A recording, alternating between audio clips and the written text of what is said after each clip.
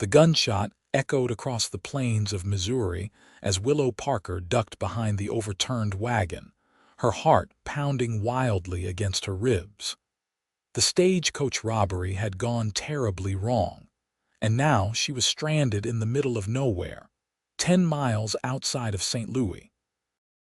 It was 1876, and the West was still wild enough to kill a woman alone, especially one with secrets as heavy as hers. "You all right down there, madam?" The deep voice came from above as a shadow fell across her hiding spot.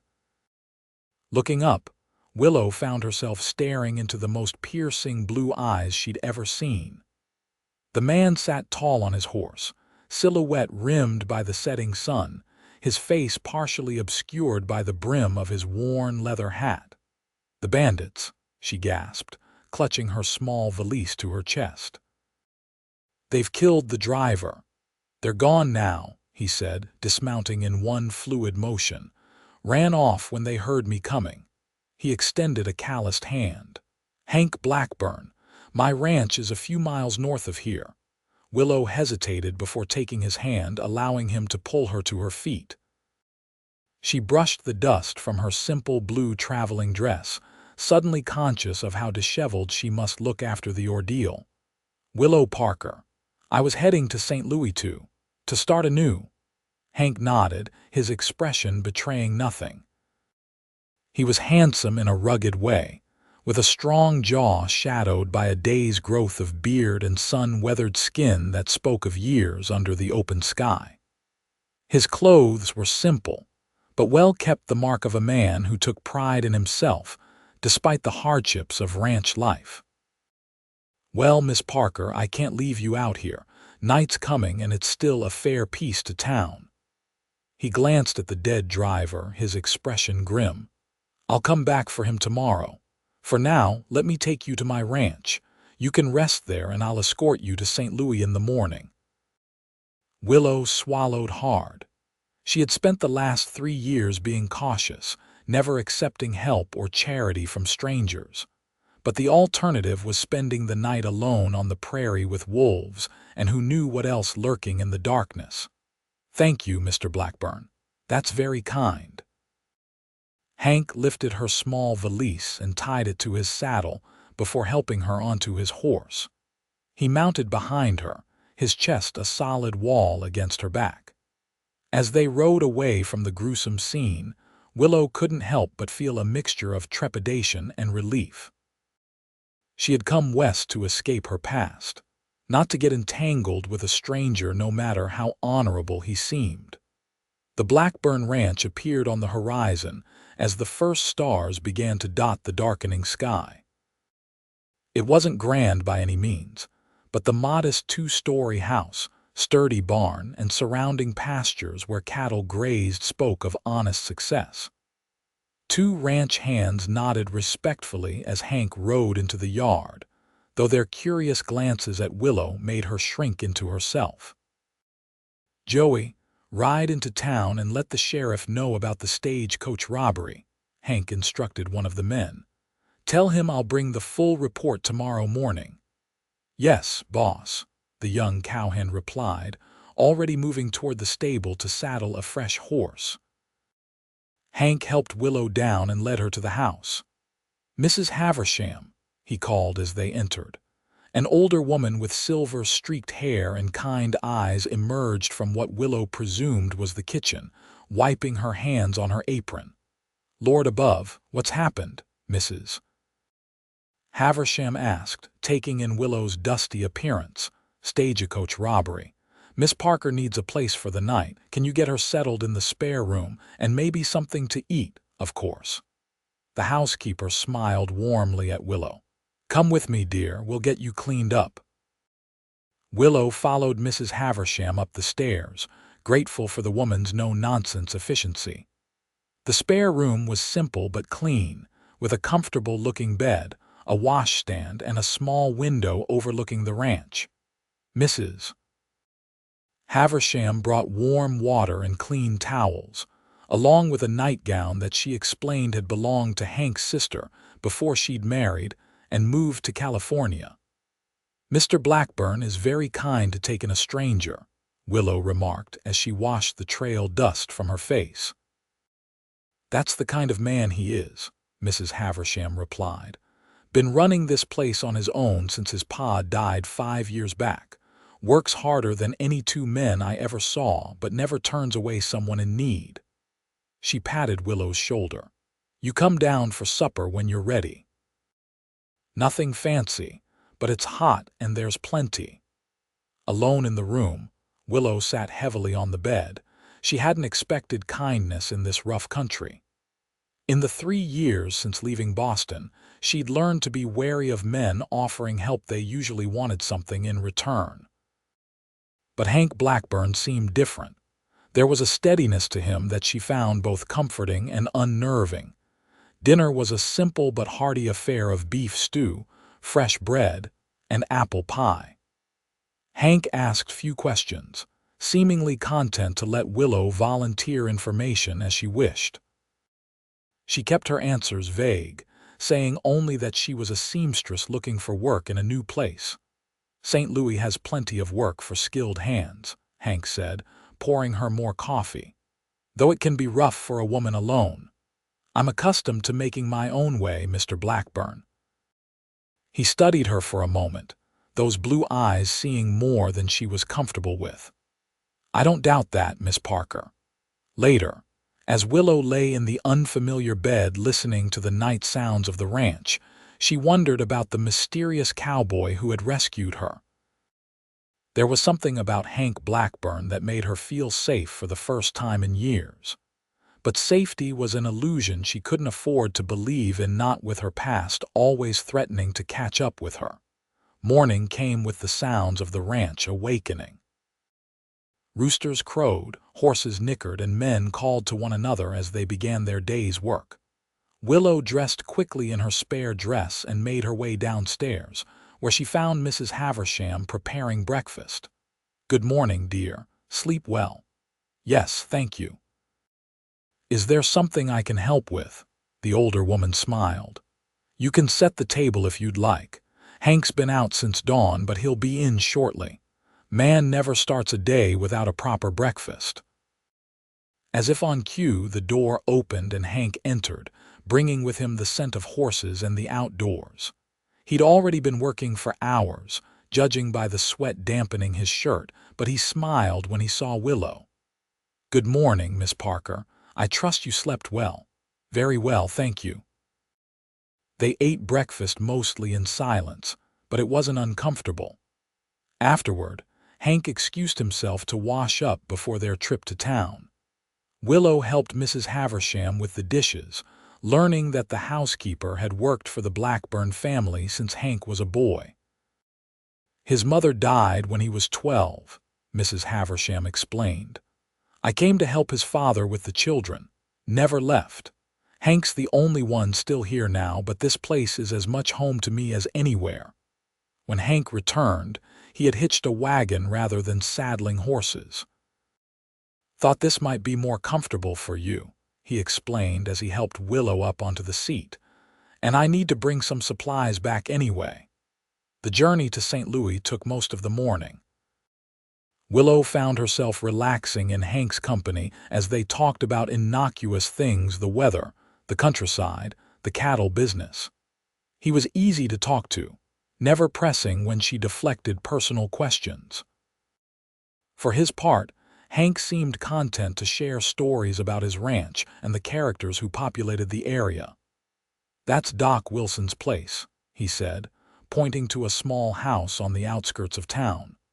"Best doctor in 3 counties, though he drinks a bit more than he should these days. Lost his wife to influenza 2 winters ago." St. Louis was larger and more established than Willow had expected. The streets were busy with wagons, riders, and pedestrians going about their business. Stores lined the main street, and she could see a church spire rising in the distance. "Where would you like me to take you?"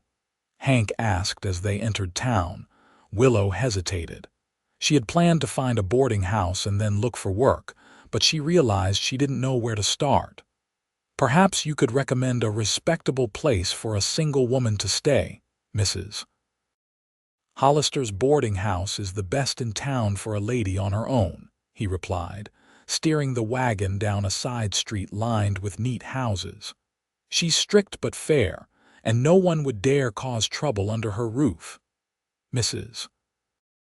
Hollister proved to be a formidable woman in her 60s with sharp eyes that seemed to assess Willow's character in a single glance. She had a room available small but clean. She emphasized for a reasonable weekly rate. "I run a respectable establishment, Miss Parker," she said sternly. "No gentlemen callers in the rooms, no coming in after 9 o'clock, and no disruptive behavior." "Of course, Mrs. Hollister. I assure you I'll be no trouble." Willow handed over the first week's payment, relieved that the woman didn't ask too many questions about her background. Hank waited patiently during this exchange, then helped bring Willow's valise up to her room. Standing in the doorway, he seemed suddenly awkward, his hat in his hands. "Thank you for everything, Mr. Blackburn," Willow said, feeling strangely reluctant to say goodbye. "I don't know what would have happened if you hadn't come along yesterday. Just glad I was there." He hesitated. "Will you be all right, finding work and all? I always manage." She smiled to reassure him, though her stomach knotted at the prospect of starting over again in yet another strange town. Hank nodded, then reached into his pocket and withdrew a folded piece of paper. "Here's my direction if you ever need anything at all." Willow took the paper, touched by his concern. "That's very kind of you. Well, I best be getting on with my errands. Good luck to you, Miss Parker." As she watched from her window as he walked back to his wagon, Willow felt a pang of something she couldn't quite identify. In another life, she might have been drawn to a man like Hank Blackburn, honest, kind, and steady. But her life was too complicated for such luxuries. The next 2 weeks passed in a blur of activity as Willow established herself in St. Louis. She found work at Madame Du Bois's dress shop, where her skill with a needle quickly made her invaluable. The French-born proprietress was initially skeptical of the quiet newcomer, but was won over when she saw Willow's fine stitching and eye for design. "Where did you learn to sew like this?" Madame Du Bois asked one afternoon as they worked together on a complicated wedding gown. "My mother taught me," Willow replied, focusing on the delicate beadwork to avoid meeting the older woman's eyes. "And I worked for a dressmaker in Boston for several years." "Well, her loss is my gain," Madame declared, patting Willow's shoulder approvingly. Willow settled into a routine, working 6 days a week at the shop and spending Sundays attending church and taking solitary walks through the town park. She made few friends, preferring to keep to herself. Several young men from the town attempted to court her, but she politely rebuffed them all. Her past had taught her the danger of letting anyone get too close. She thought of Hank Blackburn occasionally, wondering how he was faring on his ranch. Once or twice she considered riding out to visit, just to thank him again for his kindness, but always decided against it. Better to leave well enough alone. Then one afternoon, as Willow was pinning a dress on a customer, the bell above the shop door jingled. She glanced up and froze. Standing there, looking somewhat out of place among the feminine frippery of the dress shop, was Hank Blackburn. He spotted her immediately, and a smile lit his face. "Miss Parker, good to see you looking so well, Mr. Blackburn." She finished pinning the sleeve she was working on and straightened. "What brings you to town?" "Cattle business," he replied, shifting his hat in his hands. "Thought I'd stop by and see how you were settling in." Madame Du Bois appeared from the back room, her eyes brightening at the sight of a new customer, especially a male one who might be shopping for a lady friend or relative. "Can I help you, monsieur?" "Just saying hello to Miss Parker," Hank explained. "We're acquainted." "Ah." The Frenchwoman's eyes gleamed with interest as she glanced between them. "Willow, why don't you take your break now? It's nearly time anyway." Before Willow could protest, Madame had ushered her customer to the fitting room, leaving her alone with Hank. An awkward silence fell between them. "Would you like to get some coffee?" Hank finally asked. "There's a decent cafe down the street." Willow hesitated, then nodded. "I have half an hour." The cafe was busy but not crowded. They found a small table near the window where they could watch the town's activity while they talked. Hank ordered coffee for them both and a plate of cookies that the waitress said were freshly baked. "You look well," he said once they were settled. "The town seems to agree with you." "It does. I like my work and Mrs. Hollister runs a good boarding house." Willow sipped her coffee, trying to ignore the way her pulse had quickened when she first saw him. "And your ranch, is everything well there?" "Busy. We're preparing for the spring cattle drive." His eyes crinkled at the corners when he smiled. "Mrs. Havisham asks after you. Says the house is too quiet without another woman around." Willow laughed. "I was only there one night. You made an impression." Their conversation flowed easily as they caught up on the past weeks. Hank told her about a new foal born on the ranch, and the ongoing battle with a wolf that had been picking off calves. Willow shared stories about Madame Du Bois's more demanding customers and the elaborate wedding gown she was helping to create. All too soon, Willow realized her break was nearly over. "I should get back," she said reluctantly. "Of course." Hank paid for their coffee and walked her back to the shop. Outside the door, he paused. "I was thinking, there's a social at the church this Saturday evening. Would you consider attending with me?" Willow was taken aback. She'd been so careful to avoid entanglements, and yet, "I don't know, Mr. Blackburn. Just as friends," he added quickly. "I thought you might enjoy meeting some more people from town." And he admitted with a boyish grin that made him look younger, "I'm not much for these gatherings, but Mrs. Havisham insists I need to socialize properly, as she puts it." The hopeful look in his eyes was her undoing. "All right, as friends." His smile was worth the risk. "I'll call for you at 6 on Saturday, then." As Willow watched him walk away, she felt a mixture of excitement and dread. She was treading on dangerous ground, allowing herself to form connections in this town. But something about Hank Blackburn made her want to take that chance. Saturday arrived clear and mild, a perfect spring evening. Willow spent more time than usual on her appearance, finally selecting a dress of soft lavender that she had recently finished for herself. It was modest but flattering, with delicate embroidery at the collar and cuffs that she had done herself. Mrs. Hollister raised an eyebrow when she came downstairs. "You look lovely, Miss Parker. Special occasion?" "Just the church social," Willow replied, feeling her cheeks warm. "MMM." The older woman's knowing smile made it clear she didn't believe this was just anything. "And would that fine-looking rancher, who's been pacing on my porch for the last 10 minutes, be your escort?" Willow peeked out the window, and sure enough, there was Hank, dressed in what was clearly his Sunday best, clean black trousers, a crisp white shirt, and a vest that emphasized his broad shoulders. His usually unruly hair had been tamed, and he'd trimmed his beard. "Yes, Mr. Blackburn was kind enough to invite me." "Well, don't keep the man waiting, and remember home by 9. Hank's face lit up when Willow stepped onto the porch. "Miss Parker, you look beautiful." "Thank you. You're very handsome yourself, Mr. Blackburn." He offered his arm, and she took it, feeling strangely shy as they walked toward the church. The social was already in full swing when they arrived, with couples dancing to the music of a small band while others chatted in groups or sampled the refreshments spread on long tables. Hank Blackburn. "I was beginning to think you'd forgotten where town was." A booming voice called out as they entered. A portly man with impressive mustaches strode over to them, clapping Hank on the shoulder. "Mayor Jenkins." Hank greeted him with a smile. "May I present Miss Willow Parker?" "Miss Parker, this is Mayor Thomas Jenkins."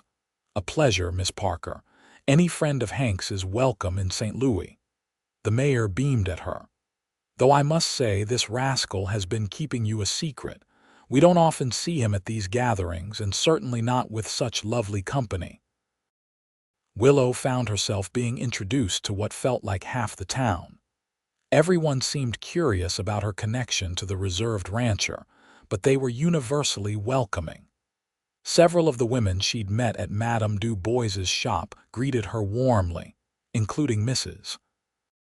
Wilson, the doctor's sister-in-law, who insisted Willow join the ladies' quilting circle. "You dance, Miss Parker?" Hank asked after they'd made their rounds of the room. "It's been a while, but yes." He led her to the dance floor just as the band began a waltz. His hand at her waist was gentle but sure as he guided her through the steps. For a man who claimed to avoid social gatherings, he danced remarkably well. "You're full of surprises, Mr. Blackburn," she commented as they moved together. "Where did a rancher learn to waltz like this?" A shadow crossed his face. "My late wife insisted I learn, said a man should know how to do more than just rope cattle and ride horses." Willow nearly missed a step. "I didn't realize you were widowed. I'm so sorry." "It was a long time ago. 8 years this coming fall." His eyes held a distant sadness. "Fever took her and our infant son within a week of each other. That's terrible." Willow's heart ached for the pain she heard in his voice. "I shouldn't have pried." "You didn't." His smile returned, though tinged with melancholy. "It's good to talk about Sarah sometimes. Keeps her memory alive." The music ended, and he led her from the dance floor, his hand still warm at her back. They spent the rest of the evening talking, dancing, and sharing refreshments. Willow found herself relaxing in his company, laughing more than she had in years. When he escorted her home promptly at 9, she felt a pang of disappointment that the evening was over. "Thank you for coming with me tonight," Hank said as they stood on Mrs. Hollister's porch.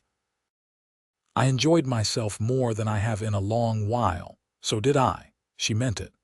"Would it be too forward to ask if I might call on you again?" Willow hesitated, knowing she should refuse. Getting involved with someone meant questions about her past, explanations she couldn't give. And yet, "I would like that very much, Mr. Blackburn." "Hank," he said softly. "My friends call me Hank." "Then I would like that very much, Hank." She smiled up at him. "Good night." "Good night, Willow." As spring turned to summer, Hank became a regular fixture in Willow's life. He came to town at least once a week, usually on Wednesday afternoons when the dress shop closed early. They would walk through the park or have coffee at the cafe, sometimes joined by friends they'd both made in the town. On Sundays after church, he often invited her to dine with him at the hotel restaurant, which was considered the finest establishment in St. Louis. Gradually, Willow found herself letting down her guard. She told him about growing up in Boston, her love of books, her dream of someday opening her own dress shop. She was careful to keep certain parts of her past vague, but she shared more with him than she had with anyone in years. For his part, Hank spoke of his life on the ranch, his childhood adventures with his siblings, and his hopes to expand his cattle operation. He talked of his late wife with affection, but without the raw grief that had colored his voice that first time. It was clear he had loved her deeply and mourned her sincerely, but that he had made his peace with her loss. The townspeople watched their courtship with approving eyes. Mrs. Hollister even extended Willow's curfew to 10 o'clock on the evenings when Hank escorted her to town events.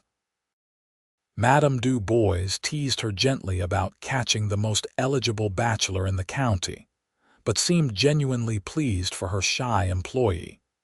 One warm August evening, Hank took her on a picnic to a scenic spot overlooking a bend in the river.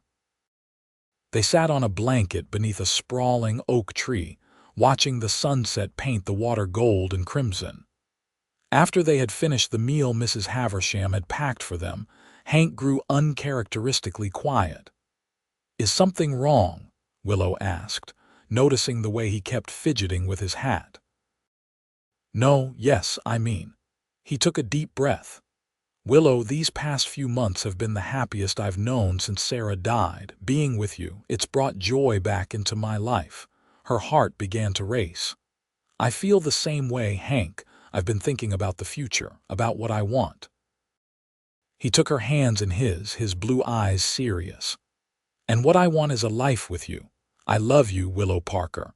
Will you do me the honor of becoming my wife?" For one breathless moment, pure happiness washed through her. Then reality came crashing back. Marriage meant no more secrets. It meant trusting him with the truth, all of it, and if he rejected her afterward. "Hank, She pulled her hands away, tears filling her eyes. "There are things you don't know about me." His expression remained steady. "Whatever it is, we can face it together. You say that now, but—" She stood up, needing space. "I was married before, Hank, in Boston." If he was surprised, he didn't show it. "I figured there might be something like that in your past. Did he treat you badly?" "No, James was a good man. He died 3 years ago." This was the part she had dreaded most. "But before he died, I learned something about myself, something that changed everything." Hank rose and stood beside her, not touching her but close enough that she could feel his presence like a warm current in the air. "Tell me, I cannot have children." The words tumbled out, bitter and painful even after all this time. "There was an illness when I was 16. The doctor said it left me barren. James and I tried for years, but—" She turned away, unable to face him. "After James died, his family blamed me. Said I had deceived him, married him under false pretenses. They made life unbearable, so I left, came west to start over." Silence stretched between them. When she finally gathered the courage to look at him, she was surprised to find not disgust or disappointment but compassion in his eyes. "Is that all?" he asked quietly. "All? Isn't it enough?" She wiped angrily at the tears on her cheeks. "I can't give you children, Hank. No sons to inherit your ranch, no daughters to bring you joy in your old age." He moved closer then, gently taking her face in his hands. "Willow, listen to me. After Sarah and our boy died, I never thought I'd want a family again. The pain was too great. I threw myself into the ranch, convinced myself it was enough." His thumbs brushed away her tears. "But these past months with you have shown me there's more to life than work and duty. You've brought laughter back into my home, hope back into my heart." She shook her head, disbelieving. "But your legacy can be whatever we make it." He smiled tenderly. "And if we decide we want children in our lives, there are always young ones who need homes. Orphans like Joey, my ranch hand, who came to me after his parents died in a fire. Or we can simply be the couple that all the neighborhood children come to for cookies and stories. You really don't mind?" Hope fluttered in her chest like a wild bird. "Willow, when I said I love you, I meant all of you, your past, your present, and whatever future we create together." She said, "I can't give you children," her voice breaking on the admission that had cost her so much. The cowboy whispered, "You already give me everything," and pulled her into his arms. "Your love is all I need. The rest is just details." When he kissed her, Willow felt years of shame and hiding fall away.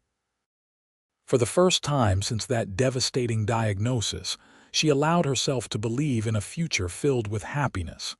She kissed him back with all the love that had been growing in her heart. "Is that a yes?" Hank asked when they finally broke apart. "Yes," she laughed through her tears. "Yes, I'll marry you, Hank Blackburn." They were married in the St. Louis church on a perfect October day with golden leaves drifting on the breeze outside.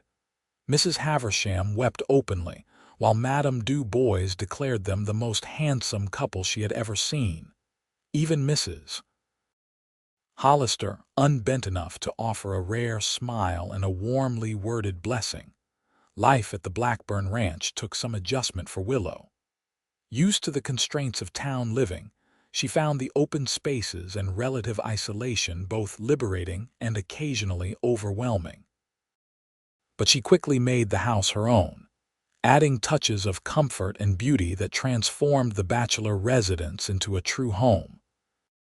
She set up a sewing room in what had been Hank's sister's bedroom, taking orders from the ladies of St. Louis who were loath to lose her skilled hands just because she'd married. Twice a month, Hank would drive her into town where she would meet with customers at Madame Du Bois's shop, bringing completed garments and discussing new commissions. Their life together settled into a pleasant rhythm. Hank worked from sunrise to sunset most days, but always made time to share meals with Willow. In the evenings, they would sit on the porch when weather permitted, talking about their day or sometimes just enjoying the peaceful sounds of the night together. 2 years into their marriage, their family expanded in an unexpected way. Hank returned from town one day with a somber expression and a small, frightened-looking boy of about 6 clinging to his hand. "Willow, this is Peter," he said quietly. His folks were passengers on the eastbound stage. "There was an accident at River Crossing. He's the only survivor." Willow's heart broke for the child, whose dark eyes were huge in his pale face. She knelt down to his level. "Hello, Peter. I'm very sorry about your mama and papa. Would you like something to eat? You must be hungry after such a long day." The boy nodded silently, still clutching Hank's hand like a lifeline. Over a simple meal of soup and bread, Hank explained that the stagecoach had overturned at the river crossing, drowning both of Peter's parents and the driver. The child had been thrown clear somehow. "Sheriff Wilson is trying to locate any family," Hank said, keeping his voice low. "But it seems they were heading east to start fresh. No one knows where they came from originally." "He'll stay with us until something's sorted out," Willow said firmly, watching the exhausted child struggling to keep his eyes open. That night, after she'd settled Peter in the guest room with a nightshirt that swallowed his small frame, Willow found Hank sitting on the porch steps, staring out into the darkness. "You did the right thing bringing him here," she said, sitting beside him. "I couldn't leave him." When I saw him standing there beside the sheriff, looking so lost, he shook his head. "It reminded me of myself after my ma died, that same hollowed-out feeling." Willow took his hand. "We'll make sure he's cared for wherever he ends up." But as days turned to weeks with no word of any relatives, Peter began to lose some of his initial shock and silence. He followed Hank around the ranch like a shadow, solemnly helping with chores suited to his small hands. With Willow, he was initially shy, but gradually began to open up, especially when she taught him to card wool and wind yarn for her knitting. One evening, nearly a month after Peter's arrival, Sheriff Wilson rode out to the ranch. Willow's heart sank when she saw him approaching, certain he had come to take Peter away. "Found out a bit more about the boy's family," Wilson said, accepting the coffee Willow offered. "Father was running from gambling debts back in Chicago. Mother was estranged from her people in New York. Seems there's no one looking for him."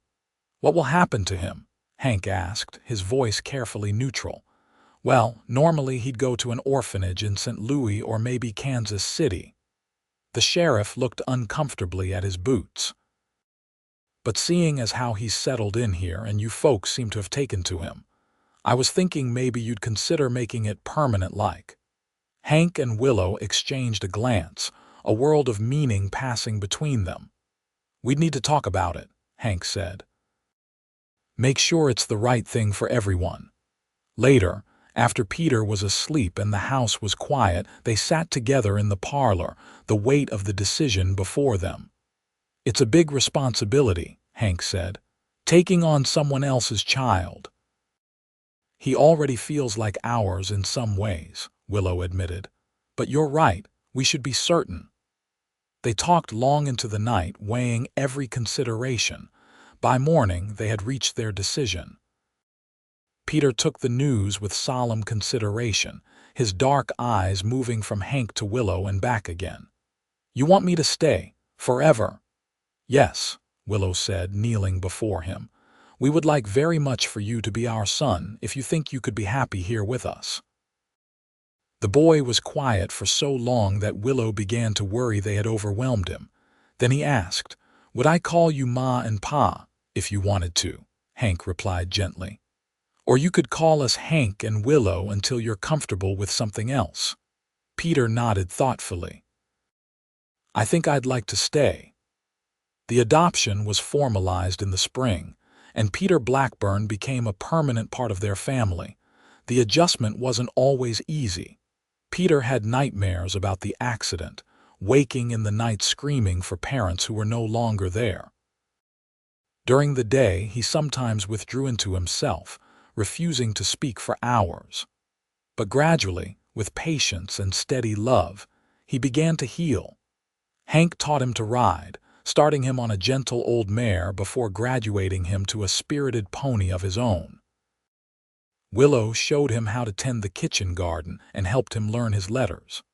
By the time he started at the small school in town, he was a different child from the silent, traumatized boy who had arrived at the ranch still serious beyond his years, but capable of genuine laughter and joy.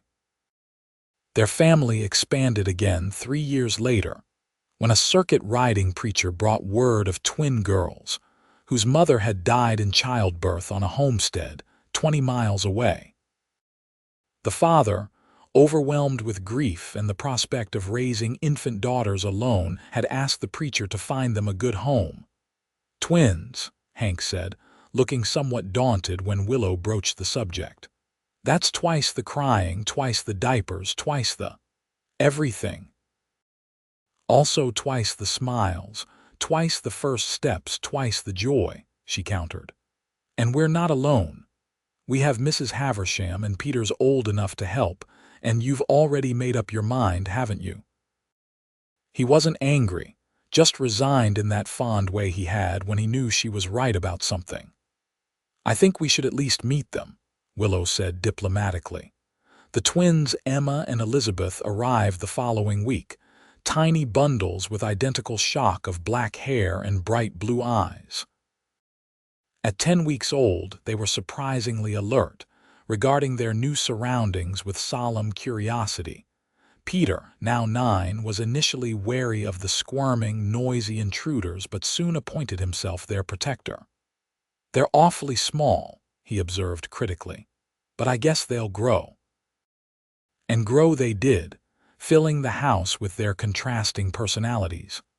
Emma was bold and adventurous, always the first to try something new. Elizabeth was quieter, more thoughtful, but with a mischievous streak that often took people by surprise. Together, they were a force of nature that transformed the Blackburn Ranch into a lively, sometimes chaotic home. The years passed in a blur of everyday moments that added up to a rich, full life. There were difficulties. Of course, drought years when the cattle grew thin and money was tight. A lightning fire that nearly claimed the barn, Peter's teenage rebellion that tested everyone's patience. But through it all, the bond between Hank and Willow remained unshakable. On their 15th wedding anniversary, Hank surprised her with a trip back east, her first return to civilization, as he jokingly called it, since coming to Missouri. They left the ranch in the capable hands of Peter, now 21 and as skilled a cattleman as his father, and took the train to New York. They attended the theater, dined in fine restaurants, and wandered through museums where Willow exclaimed over the fashions on display. But after 2 weeks, They were both eager to return home, to the wide open spaces and the family waiting for them. "You ever regret it?" Hank asked as they watched the landscape change from eastern forests to the open plains of the heartland. Settling for a simple rancher instead of some sophisticated city gentleman, Willow laughed and squeezed his hand. "I've never settled for anything in my life, Hank Blackburn. I chose you. I choose you still every day." He brought her hand to his lips. "Even after all these years, you still surprise me, Willow." "Good. I'd hate to become predictable in my old age." He snorted at that. At 48, she was hardly old and as beautiful to him as she'd been at 30. Her hair had threads of silver now, and laugh lines framed her eyes, but they only added character to the face he loved so well. Life continued to unfold in unexpected ways. Emma, to everyone's surprise, announced her intention to become a doctor after helping Doc Wilson deliver a neighbor's baby during a blizzard. Elizabeth discovered a talent for writing and began publishing stories in the St. Louis newspaper. Peter married a schoolteacher from town and built a house of his own on the northern section of the ranch, starting a family that would ensure the Blackburn name continued. As Hank and Willow entered their later years, they had the satisfaction of seeing the fruits of their life's work flourishing around them. The ranch had grown to 3 times its original size, becoming one of the most successful operations in the state. Their adopted children had become adults they were proud of, each making their own contribution to the world. On their 30th anniversary, they hosted a grand celebration at the ranch. Friends and family gathered from near and far. Peter and his wife and 3 children, Emma, home from medical school in Philadelphia, Elizabeth and her new husband, a newspaper editor from Kansas City. Mrs. Haversham, now in her 80s but still sharp as ever, presided over the kitchen, while Joey, who had remained with the ranch and risen to foreman, organized the younger hands in preparing the grounds. As twilight fell, Hank found Willow standing alone on the porch, watching the stars appear one by one in the darkening sky. "Penny for your thoughts, Mrs. Blackburn." She smiled as he wrapped his arms around her from behind, resting his chin on her shoulder, still a perfect fit after all these years. "I was just thinking about that night by the river when you asked me to marry you." "Best question I ever asked," he murmured, pressing a kiss to her temple. "Even if you did make me wait for the answer." "I was so afraid," she admitted, "afraid that my secret would make you change your mind, afraid of being hurt again. And now—" She turned in his arms to face him, reaching up to trace the familiar lines of his face, the crinkles at the corners of his eyes, the silver that had replaced the gold in his beard, the strong jaw that had always made her heart beat faster. "Now, I know what you meant that night. What we've built together, this home, this family, this life, it's so much more than I ever dreamed possible." She rose on tiptoe to kiss him softly. "You were right, my love. I couldn't give you children of your own blood, but together we've given each other everything that truly matters." Hank's arms tightened around her. "I'd do it all again in a heartbeat. Every moment from that first day when I found you hiding behind that overturned wagon." As they stood together in the gathering darkness, surrounded by the sounds of their family and friends celebrating inside, Willow felt a sense of profound contentment. Life hadn't followed the path she'd expected, it had given her something far better. A love that had seen beyond limitations.